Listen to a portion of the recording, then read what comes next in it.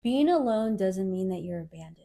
Sometimes it's God clearing the room so he can heal the parts of you that you've been hiding from everyone else. Hi, ladies. Welcome back to Sparkle and Bloom, where I help women heal from toxic, abusive relationships and step fully into their God given purpose. If you've ever feared being alone, I want to show you why solitude isn't punishment. It's preparation. After my breakup, I remember that I never wanted to be alone. I avoided it like the plague.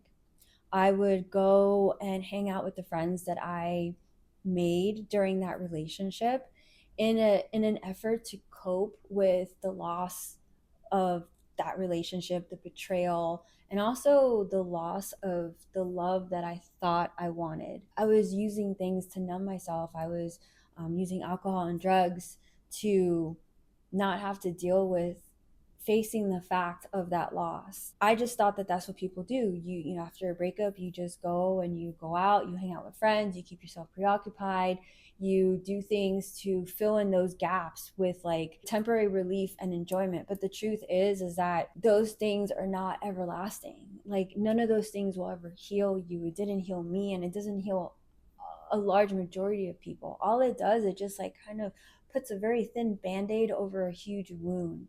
And in the time, like yes, it stops the bleeding, but that wound, it doesn't get a full opportunity to really heal until you separate yourself from those things. All me going out and hanging out with that group of friends and trying to numb myself and trying to keep myself busy. Like I was going out every single weekend, and I was prolonging a process that I was going to end up having to face anyways. I could have faced it a lot sooner, and my healing could have happened a lot quicker.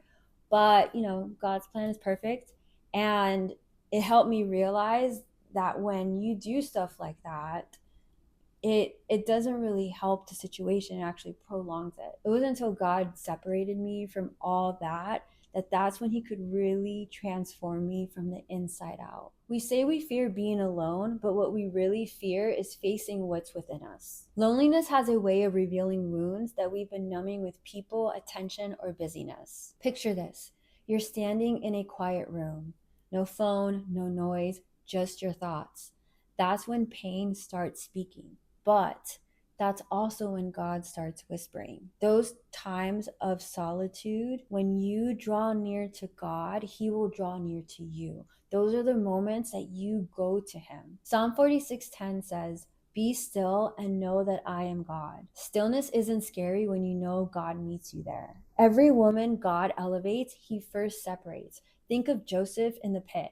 God removed him. He separated Joseph from his brothers. He separated Joseph from his family. He separated Joseph from the life that he once had in order to develop him into the man he needed to be in order to steward the blessing that God was about to bestow on him. No matter what he was put through, he was put in jail, he was sold as a slave, and he was in prison for a really long time for something that he didn't even do. But throughout it all, he kept his faith in the Lord, his fear of God. And that just goes to show you that God will separate you to be able to develop you into the person, into the woman that you need to be in order to steward the blessing that he has for you, in order for you to steward the purpose that he has for you. Look at everything else in your life that God has brought you through. Why would this be any different? Why? There's been other times in your life, at least one other time in your life, that you felt like you couldn't make it through, but God pulled you through it. Why would this time be any different? Profound, deep transformation tends to take place when God separates us. Isolation isn't rejection, it's refinement. Sometimes when everyone disappears, it's not always the enemy. Sometimes it's God just needing to get you alone so he can show you who you really are. Healing doesn't happen in the crowd, it happens in the quiet. Instead of saying, "God, why am I alone?" ask God, "What are you teaching me from this?" No matter how many people I tried to surround myself with, that never brought any peace, that never brought any healing to my heart, my mind, my spirit, or my soul. my healing didn't take place until I was alone with God. That's when He started to transform my heart to the point where I forgave people that I thought I would never forgive. God's classroom often looks like an empty room, but that's when the most change can happen. That's when your relationship with Him grows deeper and more profound. In that place, build habits that restore your spirit. For example, worship in the morning before you scroll on your phone. Journal your prayers and watch how your heart changes. Spend time walking and listening to worship music.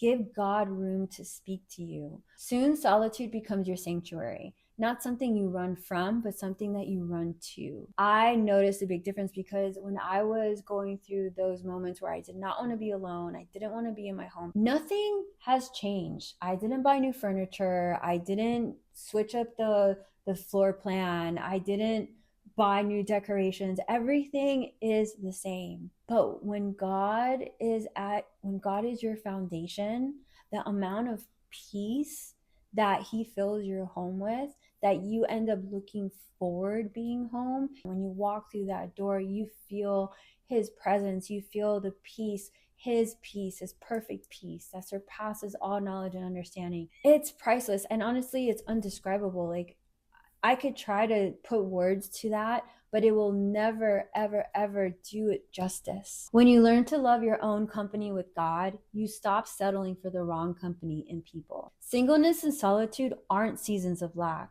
They're actually sacred assignments from God. Every time that fear whispers, "You're alone," you get to answer back, "No, I am in divine preparation." Pray this prayer: Lord, help me to fall in love with your presence more than the idea of being chosen by someone else. Teach me to find joy in you first. Just like a caterpillar in a cocoon, it is hidden, unseen, and still. But inside that cocoon, there is major transformation taking place.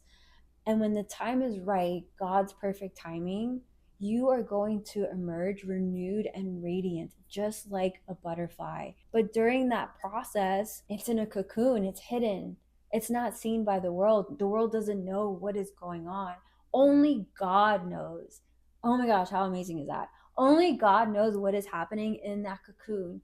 And then, just like with you in your solitude, in your separation, in this moment when you are alone with God, only God knows of the transformation that needs to take place in order for you to become the woman that is going to be ready to steward the purpose that He has for you. Being alone isn't a curse. It's the construction zone of your destiny. God isn't withholding love from you. He's rebuilding love within you. Thank you, ladies, so much for watching. I hope this video really helped you and it gave you hope that during this time of solitude and separation, that it's not punishment, it's actually refinement. It's God pruning you, God transforming you into the woman that you get to be in order to steward the blessing that He has for you, the purpose that He has for you. Please don't forget to like and subscribe, and don't forget to check out my free 5-day self-worth reset devotional. I will link it down below. I want to remind you that God absolutely adores you. He loves you. He wants the best for you. Ladies, I hope you have the most amazing day. I love you. I hope that God blesses you, that He heals you, that He transforms you, and that you get to step into the purpose that He has for you. I pray that there is abundance of healing and love and joy coming from God, and most of all, peace, that you get to experience His perfect peace in every aspect of your life. I love you, ladies. I hope you have the most amazing day, and I will see you next time.